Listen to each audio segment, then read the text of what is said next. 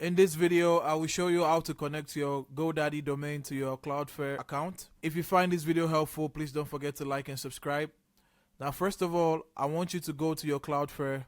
After logging in, go to Add and then connect a domain. Now from here, we're going to go to our GoDaddy account. We're going to go to Domain. And on the domain, we're going to copy the domain name here. And we're going to go to Cloudflare. We're going to paste this domain name here. And we're going to click on Continue. Here, we're going to choose whatever plan we want to choose. And we're going to be given current name servers. So we're going to copy the first one. We're going to go to GoDaddy. We're going to go to DNS. We're going to go to Nameservers. And on the Nameservers, we're going to change Nameservers. And we're going to click I'll use my own name server. You paste the first one here. You go to Cloudflare. You copy the second one.